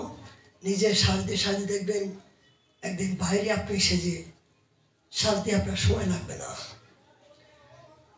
এই জন্য মহাপ্রভু বললেন যে খবরদার, একই সম্প্রদায়ে অবস্থান করো, তুমি যেন বিভিন্ন প্রকার সঙ্গের সাথে তুমি যোগদান করো না। কেন? সম্প্রদায়ের মহাপুরুষের আচরণ সকল সময় বোধ অনুসরণীয়। তুমি যে সম্প্রদায় অবলম্বন করছো, সেই সম্প্রদায়ের মহাজনগণ যে পথ তোমাকে নির্দেশনা দিয়েছেন, সেই নির্দেশনা হলো তোমার একমাত্র পথ চলার সঠিক কেন্দ্র। কোন মহাপুরুষ যদি সূক্ষ্ম বৈরাগ্যের অনুশীলন করেন, যায়া মহাপ্রসাদী প্রতির উপেক্ষা প্রদর্শন করেন, তাহলে তার সেই আচরণ সূক্ষ্ম বৈরাগ্যের লক্ষণ মাত্র। কি বলছেন? অনেক মহাপুরুষগণ তিনি ভজন করতে করতে কি করছেন? ভজন করছেন, কিন্তু ভজন করার পরে যদি কেউ মহাপ্রসাদ, আপনার সামনে মহাপ্রসাদ নিয়ে আসলো, কিন্তু মহাপ্রসাদকে লঙ্ঘন করলো, এই মহাপ্রসাদের চেয়ে নিজের ভজনটা জীবনে অনেক মূল্য মনে করলো, তাহলে কি হলো? এটা সূক্ষ্ম বৈরাগ্য, যুক্ত বৈরাগ্য নয়। কেন? ভজন এবং ভগবানের মহাপ্রসাদ, ভজনের যত প্রকার অঙ্গ সবই উত্তম। এখানে কোনো ছোট ভেদ বুদ্ধি। যেমন হরিদাস ঠাকুর যখন হরিনাম করছেন, কি না জানি সৌভাগ্যবান যে ভগবানের মন্দিরে যান ভক্ত প্রসাদ নিয়ে নিবেদন করার জন্য। স্বয়ং চৈতন্য মহাপ্রভু স্বয়ং ভগবান হয়েও তিনি গোবিন্দ দেবের মাধ্যম দিয়ে হরিদাস ঠাকুরকে তার কাছে নিয়ে যান, প্রসাদ নিয়ে যান। ভগবান ভক্তের পাশে যাচ্ছেন প্রসাদ নিয়ে যাওয়ার জন্য। একদিন গোবিন্দ বললেন, হরিদাস, তোমার জন্য মহাপ্রসাদ নিয়ে আসছি, গ্রহণ করো। তার হরিদাস বললেন, গোবিন্দ, আমার তো শরীর ভালো আছে, মন ভালো নাই, দুর্বুদ্ধি ভরা। কেন? বলি, এ জীবনে ভজন করার জন্য আমি এসেছিলাম, কিন্তু আমার তো ভজন হলো না। আমি কত জন্মের অপরাধী, যার জন্য আমি মনুষ্য জন্ম হয়েও সাক্ষাৎ জগন্নাথ দেবের পাশে আমার যাবার অধিকার নাই। যদি আমি জগন্নাথ দেবের পাশে যাই, জগন্নাথ দেবের পূজারী পাণ্ডাগণ সর্বক্ষণ বিচারণ করে, আমার মতন অপৃষ্ট এর ছায়া যদি তাদের গায়ে লাগে, তাদের তো আবার স্নান করতে হবে। গোবিন্দ, আমার মতন অপরাধী আর কেউ নাই, তবে এখনো তো সংখ্যা পূরণ হয় নাই। কিন্তু মহাপ্রসাদকে লঙ্ঘন করলে তো আমার অনাচারী হবে। কি করলেন? হরিদাস ঠাকুর হরিনাম সংখ্যাগুলো আগে রাখলেন, রেখে মহাপ্রসাদটা আগে সম্মান করলেন। সম্মান করার পরে তিনি হরিনামকে আশ্রয় করলেন। এটা মনে রাখবেন, আপনি যতই ভজন করুন, যতই সাধন করুন, যদি কোনো মহাপ্রসাদ, ভগবানের নিবেদিত প্রসাদ যদি কেউ দেওয়ার জন্য আপনার সামনে আসে, আপনি যেন ভজনকে বড় মনে করবেন না, যে আমি ভজনটা শেষ হলে তবেই প্রসাদ নেব। এই জাতীয় যেন সূক্ষ্ম বৈরাগ্য, এটা কিন্তু মহাপ্রভু আদেশ নয়। এটা মনে করবেন যে প্রসাদ হলো ভগবানের চিন্ময় শক্তি, অপ্রাকৃত কৃপা। এই প্রসাদের প্রতি শ্রদ্ধা না হওয়া পর্যন্ত আপনার দেহটা অপ্রাকৃত হবে না। আর দেহটা যদি অপ্রাকৃত না হয়, তাহলে হরিনামের মধ্য দিয়ে আপনি সেই অপ্রাকৃত আনন্দ আপনি উপলব্ধি করতে পারবেন না। বলে হরিনাম করলে তো প্রেম পাবি, হরিনাম তো ভজন, কিন্তু হরিনাম করতে গেলে কিরূপে লইলে নাম। মহাপ্রভু রায় রামানন্দ বললেন, বলে হরিনাম তো করতে হবে, কিন্তু হরিনাম করতে গেলে কিভাবে করলে হরিনামের আনন্দ পাওয়া যাবে। শোনো রাম রায়, কিরকম? ত্রিনাদপি শুনিছেন তরপি শাসন অমানিনে মানদেন কীর্তনে সদা হরি। এই হরিনামকে পুষ্টি করার জন্য আপনাকে সাধু সঙ্গ করতে হবে। শ্রবণ, কীর্তন, স্মরণ, বন্ধন, সেবন, অর্চন আদি নববিধ ভক্তি সবকিছু আপনাকে, যার যতটুকু সম্ভব ততটুকু পর্যন্ত আপনাকে নিতে হবে। কেন? এগুলো নিতে নিতে একটা একটা অঙ্গের মধ্য দিয়ে এক এক প্রকার ভক্তি আপনার ওখানে লুকিয়ে আছে। ওই ভক্তিগুলো যখন আপনি গ্রহণ করবেন, ওখান থেকে আপনার শক্তি আসবে। আর এই শক্তির থেকে আপনার হরিনামটা করার মতন পরিপূর্ণ শক্তি আসবে আপনার। যেমন রাধাকুণ্ডে স্নান করলে কি হয়? নিত্য। গিরিরাজ পরিক্রমা করলে কি হয় বাবা? যে আমরা যে নববিধা ভক্তির মধ্য দিয়ে আসে, কিন্তু রাধাকুণ্ডে নিত্য স্নান করলে কি হয়? গিরি গোবর্ধন পরিক্রমা করলে কি হয়? বলছে রাধাকুণ্ডে যে করে স্নান, কৃষ্ণ তারে করেন রাধা সম প্রেম দান। এই রাধাকুণ্ডে স্নান করলে কি হয়? দেহটা চিন্ময় হয়ে যায়, অপ্রাকৃত হয়ে যায়, মন বুদ্ধি সবকিছু মনোবল বৃদ্ধি হয়ে যায়। এই মনোবল ভজন করলে কি হয়? মনোবল বৃদ্ধি হয়, দেহটা চিন্ময় হয়ে যায়। অপ্রাকৃত হওয়ার কারণ যে ঠান্ডার সময় সবাই রাধাকুণ্ডে স্নান করতে ভয় হয়, কিন্তু যাদের নিত্য নিয়মকে যারা আশ্রয় করেছেন, তারা যতই ঠান্ডা, যতই বরফ, স্নান না করা পর্যন্ত তাদের ভিতরে একটা যন্ত্রণা শুরু হয়ে যায়। কেন? তাদের মনোবল, তাদের আর ঠান্ডা তাদেরকে ধরে রাখতে পারবে না। এই করতে করতে, অভ্যাস করতে করতে, নিয়ম করতে করতে আপনি নিয়ম আপনাকে টেনে নিয়ে যাবে। যখন আপনি কোনো ক্রমে নিয়মটা লঙ্ঘন করবেন, দেখবেন আপনার ভিতরে একটা আনন্দ, কষ্ট, যে কষ্টটা আপনি নিজেই উপলব্ধি করতে পারবেন, যে এই কষ্ট স্নান করলে যে কষ্ট হয়, তার চেয়ে বেশি কষ্ট উপলব্ধি করবেন স্নান না করলে। এই জন্য রাধাকুণ্ডে বাস করে যদি রাধাকুণ্ডে আমরা নিত্য স্নান না করি, তাহলে কিন্তু আমরা পরস্পরকে পেয়েও আমরা কিন্তু চিনতে পারছি না। আচ্ছা, গিরি গোবর্ধন পরিক্রমা কি? আচ্ছা, প্রেমানন্দ মহারাজজি শুনেছেন বৃন্দাবনে, উনি এই যাবৎকাল পর্যন্ত রাধা নাম জপ করতে করতে তিনি ইদানিং এখন নিত্য কিন্তু গিরিরাজ পরিক্রমা আসছে বাবা। গত কয়েকদিন আগে হাজার হাজার ভক্তবৃন্দ নিয়ে গিরিরাজ পরিক্রমা করছিলেন, কিন্তু এখন ইদানিং কোনোদিন 4 কিলোমিটার, কোনোদিন 5 কিলোমিটার পায়ে হেঁটে করছেন, করে আবার ফিরে যাচ্ছেন, আবার তার পরের দিন সেখান থেকে শুরু করছেন। কেন? জানতে পারছেন যে বৃন্দাবনের একমাত্র অলঙ্কার হলো কি? গিরি গোবর্ধন আর রাধাকুণ্ড। সেই বৃন্দাবনের রাধাকুণ্ড, গিরি গোবর্ধনকে কোনো আশ্রয় ব্যক্তি আশ্রয় যদি না করেন, তাহলে তার বৃন্দাবনে বাস বৃথা হলো। যারা সামর্থ্য আছে তারা প্রতিদিন 21 কিলোমিটার করার চেষ্টা করবেন।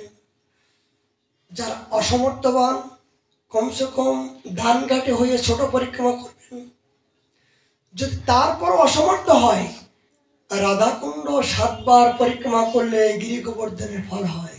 এটা শ্রবণ করুন। আপনাদের অতি সংক্ষেপে গোস্বামী বলছেন রাধাকুণ্ড যদি 7 বার পরিক্রমা করা হয় তাহলে গিরিরাজ পরিক্রমার ফল হয়। আচ্ছা, রাধাকুণ্ড যদি পরিক্রমা নাই করতে পারেন, গোবিন্দ মন্দিরের পিছনে দেখবেন জিহ্বা মন্দির। এই জিহ্বা মন্দির যদি আপনি নিয়ম করে 7 বার পরিক্রমা করেন তাহলে আপনার গিরি গোবর্ধনে ফল হবে। কেন?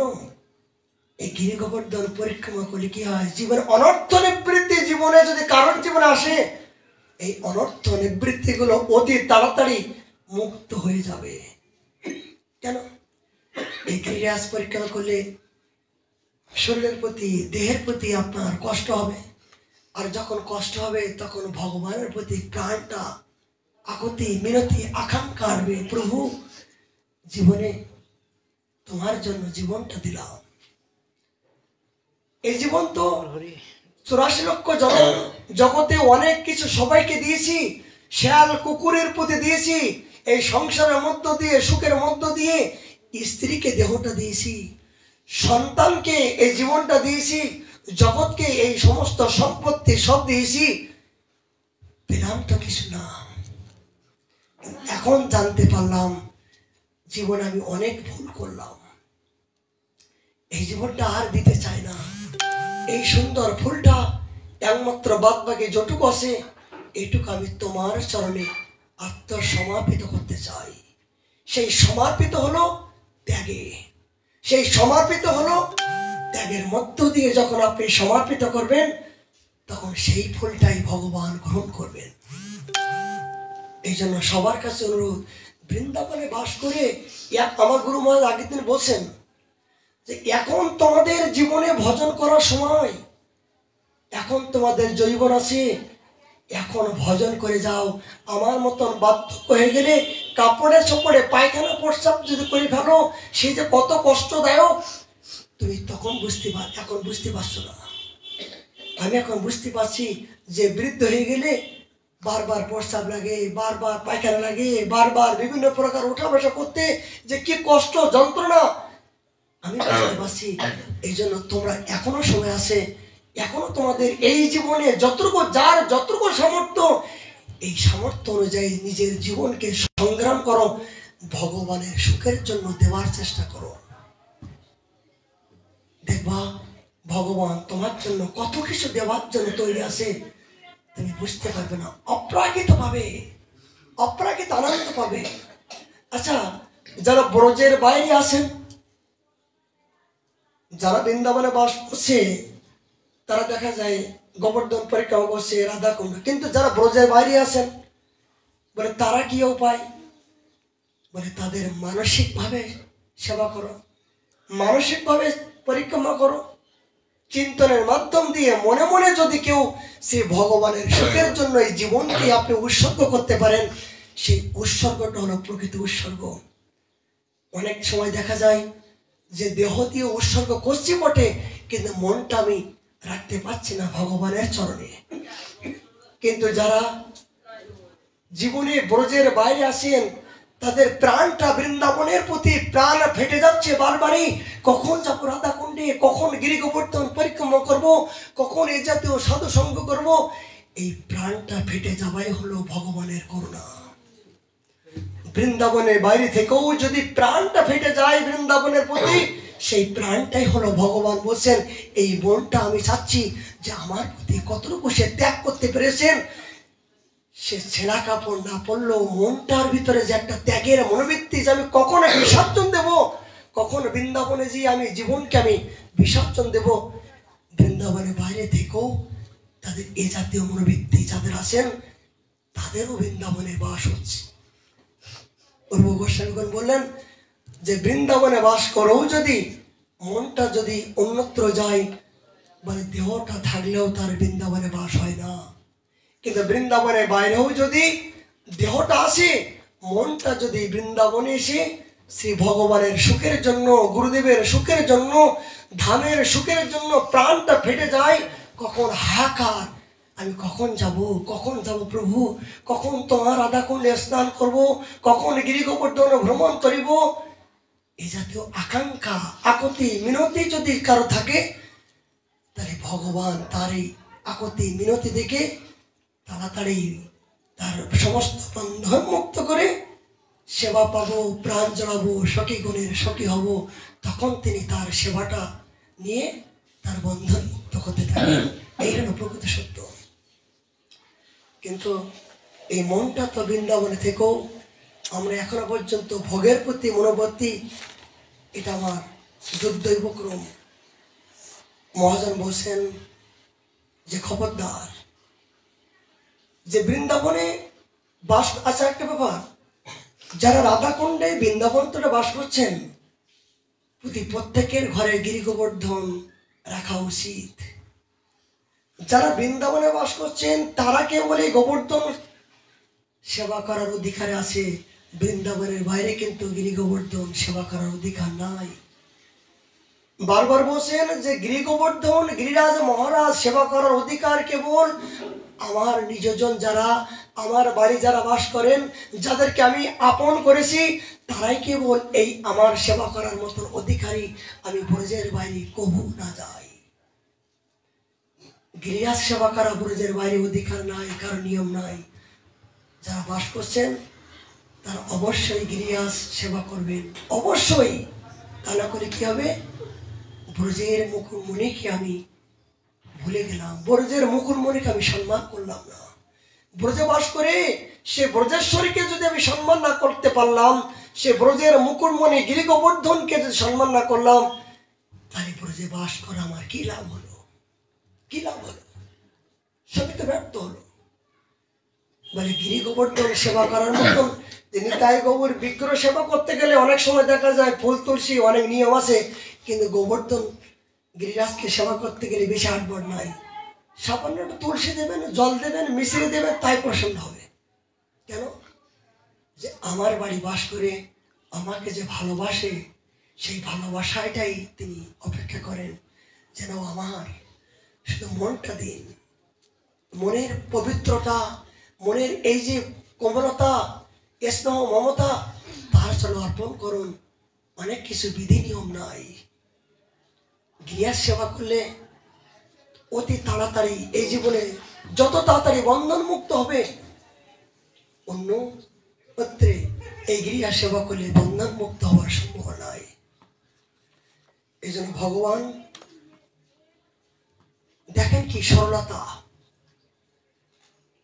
কোন ভক্ত কোন সরলতা, কোন বৃত্তি নিয়ে আমাকে ভালোবাসেন, সেই সরলতাই ভগবান প্রসন্ন হন।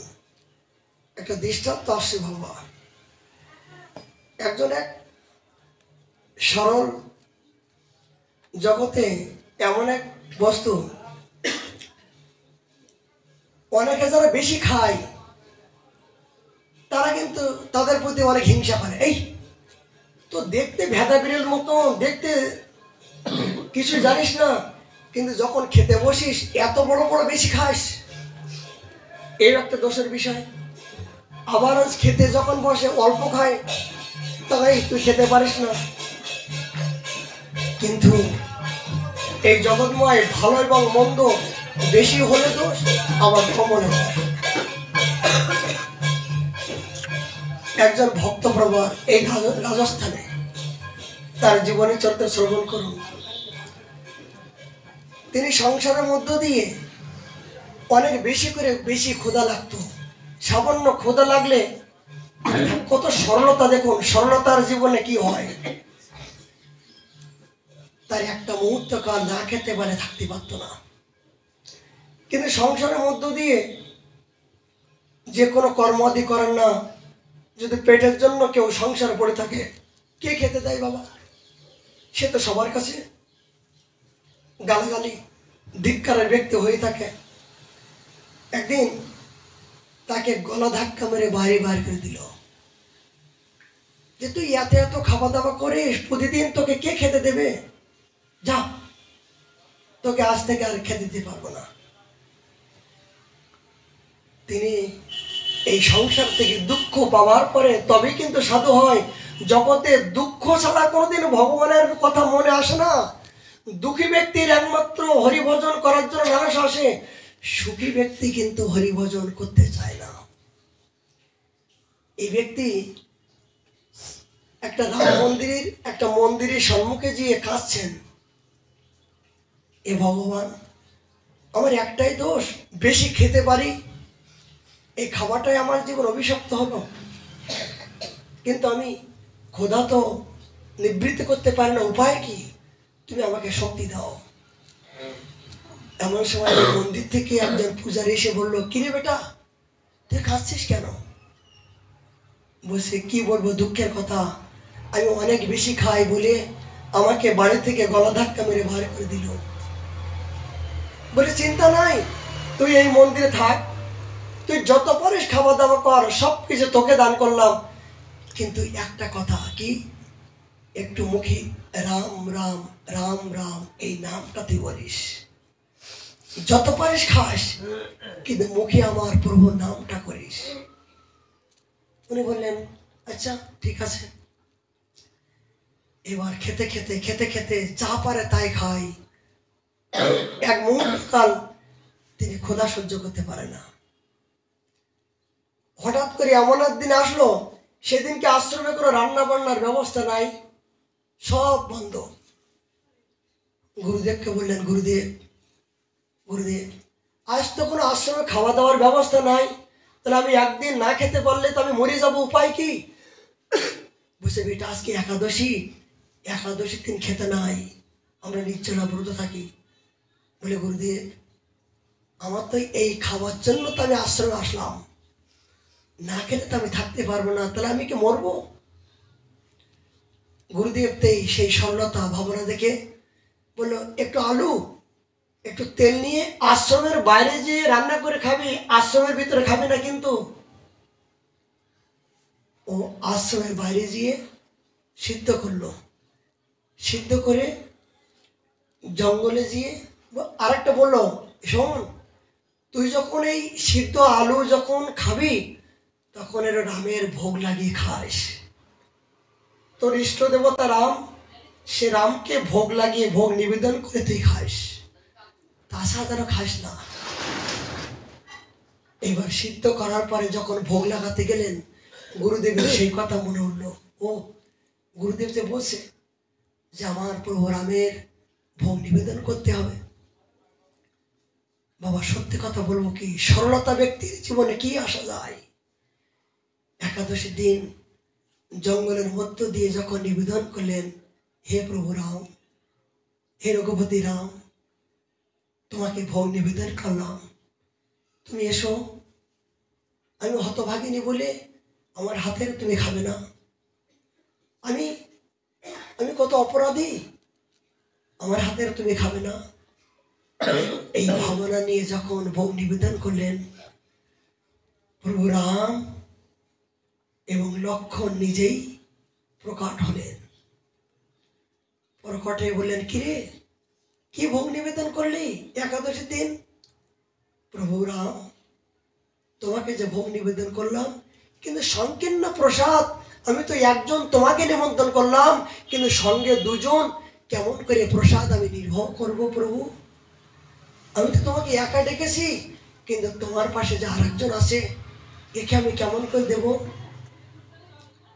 ভগবান তার সরলতা থেকে বললেন, চিন্তা নেই বেটা, যা কিছু তুই নিবেদন করেছিস, আমরা দুজনে ভাগ করে খাবো, আমরা দুজন ভাগ করে খাবো।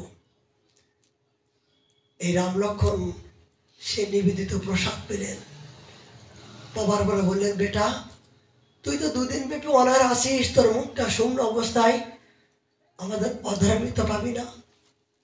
হ্যাঁ প্রভু, তোমাদের অধর্মিত পাওয়ার জন্য তো আমি জঙ্গলে এসেছি, আমি একটা মুহূর্ত কাল না খেয়ে থাকতে পারি না, কিন্তু আমি আমার গুরুদেব বলছে যে তোমাকে নিবেদন না করে খেতে নাই, এই জন্য আগে তো তোমাকে নিবেদন করলাম, নিবেদন করার পরে যেটুকু আছে ওইটুকু আমার হয়ে যাবে। সে রাখাল বালক আনন্দ পেলেন। যখন প্রভু রাম এবং লক্ষ্মণ চলে যাচ্ছেন, বললেন, প্রভু একটা নিবেদন। কি? মানে প্রতি একাদশীতে তুমি এসো, প্রতি একাদশীতে আমি তোমার জন্য ভোগ নিবেদন করব, তুমি কিন্তু আসতে ভুলে যেও না, খবরদার খবরদার। প্রভু রাম সেই হালাবলা ভক্তের ভাবনা বুঝে সেই ভক্ত আশ্রমে আসলেন। দ্বিতীয় একাদশীতে গুরুদেবের সাথে বসছেন, গুরুদেব আজকে কিন্তু এইটুকু আলো দিলে হবে না, আজকে কিন্তু বেশি করে আলো দিতে হবে, আজকে আরেকজন অতিথি বেশি আসবে। সেই দ্বিতীয় দিন যখন সেই প্রসাদ নিয়ে নিবেদন করলেন, সেদিনকে কি আসলেন জানেন? রাম, লক্ষ্মণ এবং সীতা, এই তিনজন এসে যখন আসলেন, তখন নিবেদন করার পরে তাকে দেখলেন, প্রভু আমি জানি তোমরা দুজন আসবে, কিন্তু এখন তিনজন আসলে আমি কোথা থেকে সংগ্রহ করব তোমাদের এই প্রসাদ? বলে, বেটা তোর কোনো চিন্তা নাই। জানকী মাতা এই ভক্তের ভাব দেখে বললেন, প্রভু তুমি এই জন্য তুমি এই আর জঙ্গলের মধ্য দিয়ে শুধু আলো সিদ্ধ নিবেদন করছে, তাই খাওয়ার জন্য তুমি আমাকে ডেকে নিয়ে আসলে, কিন্তু আমি তো আলো সিদ্ধ দেখছি না, দেখছি তার দেওয়ার প্রবৃত্তি, ভাবনা, চোখের জল, আকুতি, মিনতি, আমি তো নিজেই পরাজয় স্বীকার করছি। মা জানকী মাতা, সীতা, রাম, লক্ষ্মণ সেই ভক্তের ভাবনা, সেই প্রসাদ গ্রহণ করলেন। যাবার পরে নিবেদন করলেন, প্রভু একটি অনুরোধ, আবার একাদশীতে তুমি এসো। তার তৃতীয় একাদশীর দিন গুরুদেবকে বলছেন, গুরুদেব আজকে কিন্তু অতিথি আরেকজন বেশি হবে, বেশি করে দিতে হবে। গুরুদেবের মনে সন্দেহ হলো, কেন? এই যে প্রতি একাদশীতে কোথায় নিয়ে যায়, কাকে দেয়, এটা তো আমার দেখার দরকার। তার দিব্য একটা শক্তি, তার যে আগের হালাবলা ভাব, সেটা গুরুদেব দেখতে পাচ্ছে না। গুরুদেব তো সাক্ষাৎ, তিনি বুঝতে পারেন শিষ্যের ভাবনা দেখে গুরুদেব বুঝতে পারেন যে এই যে প্রকৃত আমার আদর্শ মেনে চলছে, এর ভিতরে যে প্রকৃত ভজনের প্রতিক্রিয়া, এর ভিতরে যে ভক্তি মহারানী প্রবেশ করেছেন, একমাত্র গুরুদেব দেখে বুঝতে পারেন যে না, এর ভিতরে এই জড়জগতের কোনো কিছু কাজ করছে না। গুরুদেবের লালসা হলো, দেখে তো প্রতিদিন কি নিয়ে যায়, কোথায় যায়, গুরুদেব লালসা হলো। লুকিয়ে গুরুদেব আসছেন, আর সেই হালাবলা, সে রাখাল এ রন্ধন করে এই বিলির জঙ্গলের মাঝখানে যখন ভোগ নিবেদন করছেন, সেই দিনকে কি দেখছেন জানেন? চারজন অতিথি, রাম, লক্ষ্মণ, সীতা এবং হনুমান, তারা সম্পূর্ণ পরিবার এসে তারা প্রসাদ গ্রহণ করছেন। যখন প্রসাদ গ্রহণ করছেন, তখন সে হালাবলা গলা নিজে হাতে করে পরিবেশন করছেন, নিজে হাতে করে, প্রভু তুমি খাও, তুমি খাও, কত কষ্ট করে এসেছো, এই কথাগুলো শুনতে পাচ্ছে, কিন্তু গুরুদেব দেখতে পাচ্ছে না। গুরুদেব দেখতে পাচ্ছে না, কেমন করে দেখবে? গুরুদেবের তো এখনো সেই ভাবনা না, সেই সরলতা হয় নাই। সে গুরু হতে পারেন, কিন্তু পূর্ণ বিশ্বাস, সরলতা সেই গুরুদেবের ভিতরে নাই। কিন্তু তার শিষ্য হয়েও ভগবানের প্রতি যে এত সরলতা, উদারতা, যার জন্য ভগবান তার কাছে পরাজয় স্বীকার করল। গুরুদেব চিৎকার করে বললেন, বেটা তুই যে কাকে খাওয়াচ্ছিস বলতো? তুই খাওয়াচ্ছিস এখন আমি শুনতে পাচ্ছি, আমি দেখতে পাচ্ছি না কেন বলতো? আমি তোর গুরুদেব হয়েও আমি আজ কত অপরাধী, আমার মতন অপরাধী জগতে কেউ নাই। শিষ্য হয়ে সাক্ষাৎ তুই আমার প্রভু রামচন্দ্রের সাথে কথাবার্তা করছিস, আমি গুরু হয়েও আমি হতভাগ্য হয়ে আমি পিছনে দাঁড়িয়ে আছি, আমি দেখতে পাচ্ছি না। তখন সেই রাখাল গুরুদেবের জন্য ভগবানের কাছে প্রার্থনা করলেন, প্রভু সারা জীবন তো তুমি আমার হাতের প্রসাদ পেলে, আমি তোমাকে যা বললাম তাই তুমি শুনলে। কিন্তু তোমার কাছে একটি অনুরোধ, একটু নিবেদন প্রভু রাখবে। বলে কি? আমার গুরু কৃপায় গুরুদেব যদি না বলতো যে রামচন্দ্রের ভোগ নিবেদন করে, রামের নাম করে তুই ভোগটা নিবেদন করে তুই খাস, এই মন্ত্র তিনি আমার গুরুদেব দিয়েছিল, সেই কথায় বিশ্বাস করে আমি তোমার নাম ধারণ করেছিলাম। তবে কিন্তু তুমি এসে আমার হাতের প্রসাদ পেলে। হে প্রভু, হে রাম, তুমি কৃপা করে, যার করুণায় আমি তোমাকে পেলাম, তুমি তাকে একটু দর্শন দাও, তাকে একটু কৃপা করো, তাকে তোমার রূপের মাধুরী একটু দর্শন দাও। তখন রাম বললেন, রে বৎস, জগতে আমাকে পাওয়ার জন্য, দেখার জন্য কত যুগ যুগ তপস্যা করছে অনাদিকাল ধরে, কিন্তু কেউ আমাকে পায় না রে, কেউ আমাকে পায় না। কেননা সবাই আমাকে পাওয়ার জন্য চেষ্টা করে, কিন্তু পাওয়ার মধ্য দিয়ে অনেক কিছু আশাও করে। নিষ্কাম ভাবে, নিষ্কপট ভাবে কেউ আমার কাছে কিছু চায় না। জগতে আমাকে যখন চায়, আমাকে যখন ভালোবাসে, সেই ভালোবাসা চাওয়ার মধ্য দিয়ে জড়জগতে অর্থ, সম্পত্তি, মান, যশ, বিষয়, প্রবৃত্তি এইগুলো সেই বসে।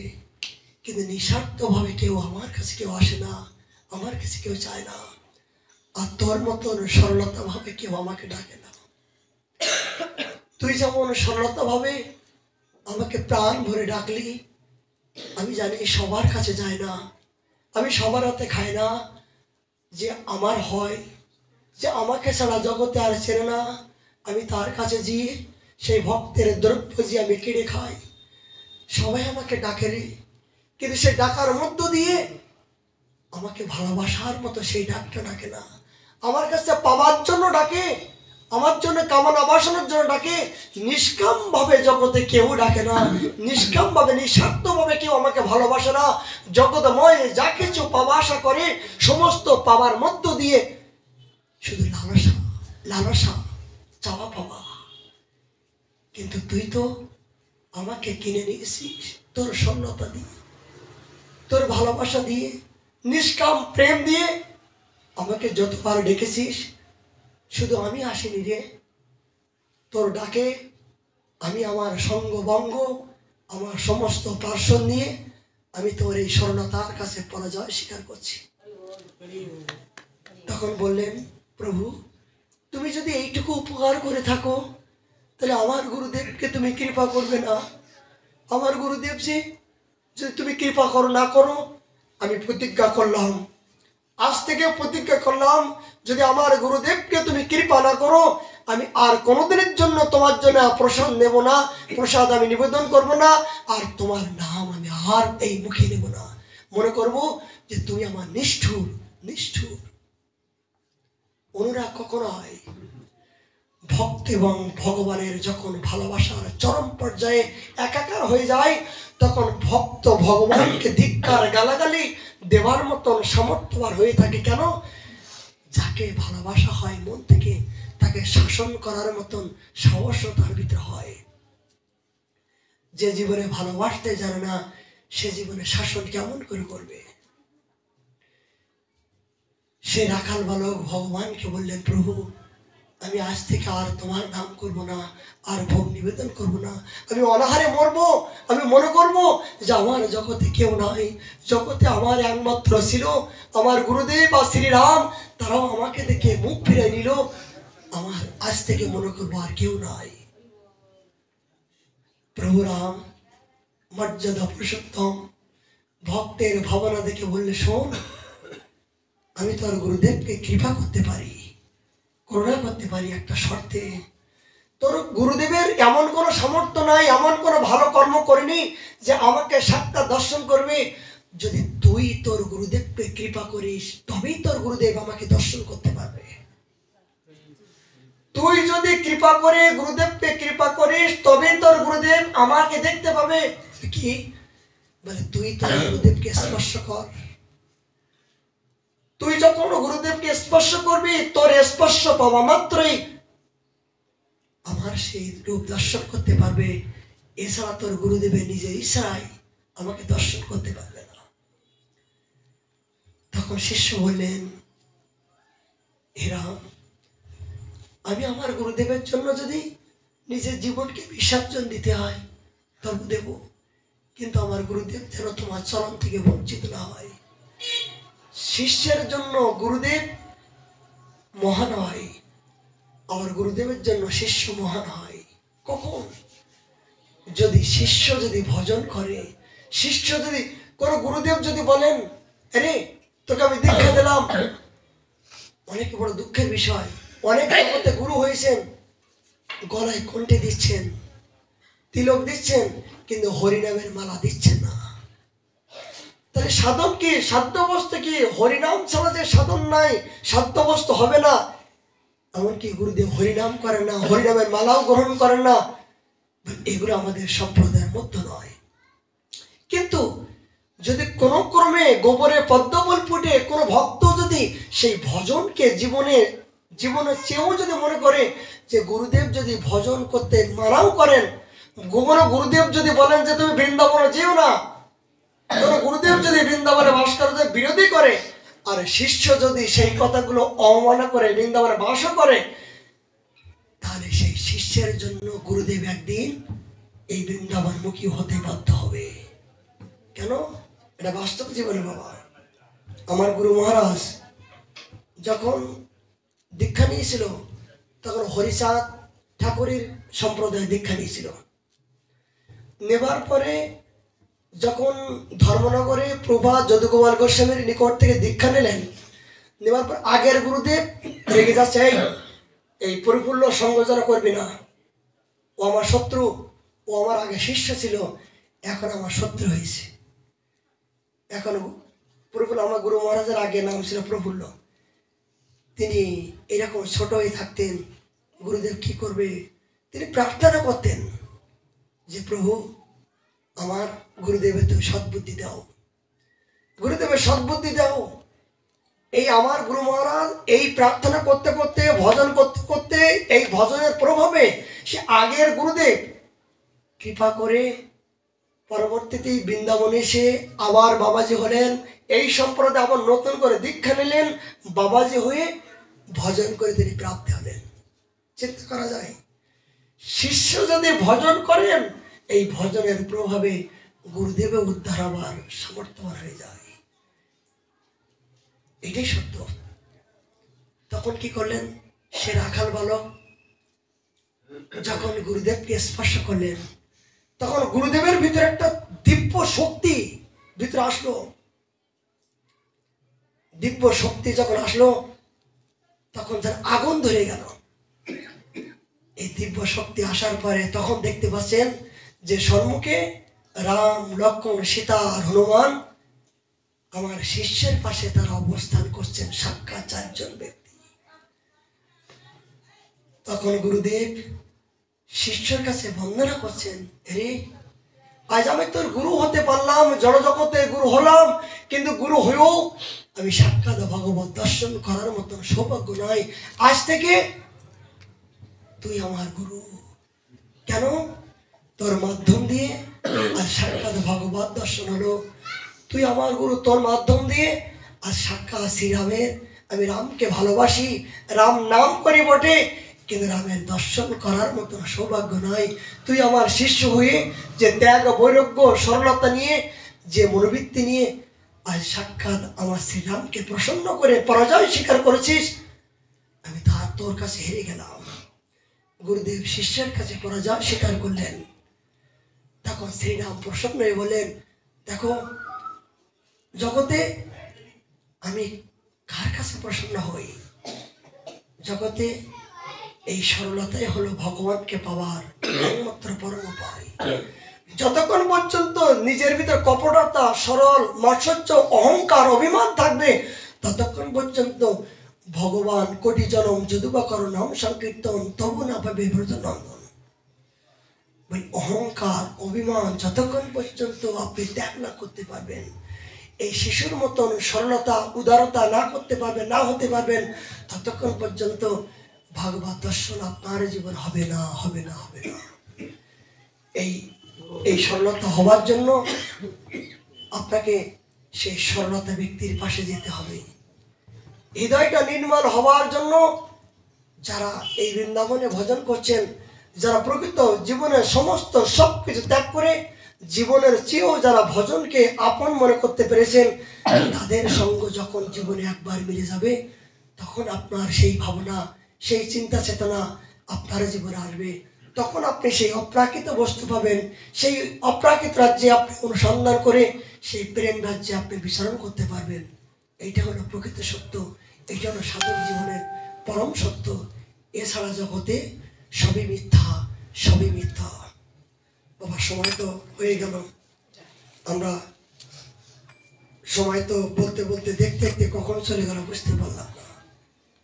কিন্তু বলুন তো, এইটুকু সময় হরিকথার মধ্য দিয়ে যে মনটা নিয়ম করলেন, এই সময়টা আপনার নির্ধারণ করা আছে কোথায়? এই টিকিট নাম্বার হয়ে আপনার নিজের জন্য ওই ভগবত ধামে লেখাপড়া হচ্ছে। আর জগতের জন্য যা কিছু করলেন সবকিছু এখানে রেখে যেতে হবে। আর আপনার নিজের জন্য এই সম্পত্তি পরমাত্মার সম্পত্তি, এটা কিন্তু চিত্রগুপ্ত লেখা রাখছেন যে আমার প্রভুর সুখের জন্য এইটুকু সময় তিনি নির্ধারণ করলেন। মহাপূর্ণ হলে আমরা আগামীকাল আবার 4টে থেকে করবো। আজকের মতো এখানে বিশ্রাম।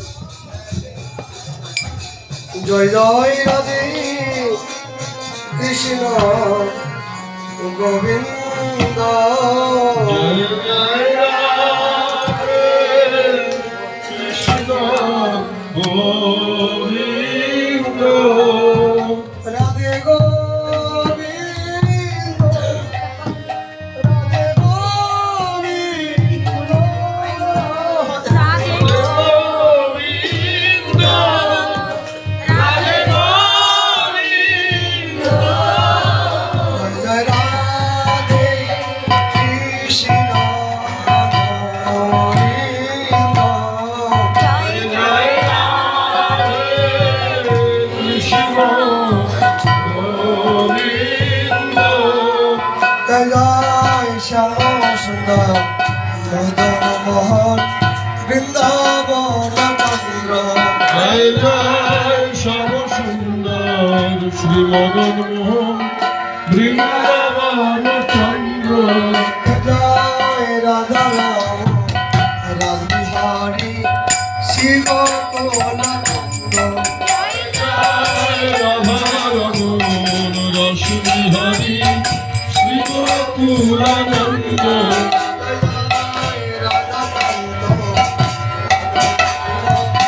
শ্রী রাধে, জয় জয় রাধাকান্ত রাধা বিনোদ শ্রী রাধে গোবিন্দ, জয় রাসেশ্বরী বিনোদিনী রায় ভালো কোলচন্দ্র, জয় জয় রসেশ্বরী বিনোদিনী রায় ভাবকুলচন্দ্র, জয় ললিতারি সকালি যত সখীবৃন্দ, জয় ললিতারি সখারি যত সখীবৃন্দ, জয় শিলভব জগিয়াদি মঙ্গরি আনন্দ, জয় জয় শিবমঙ্গলি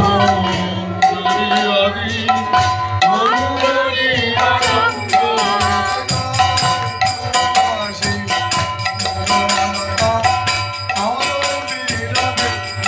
জয় জয় গুরুবশী কুণ্ডলতা আনন্দ,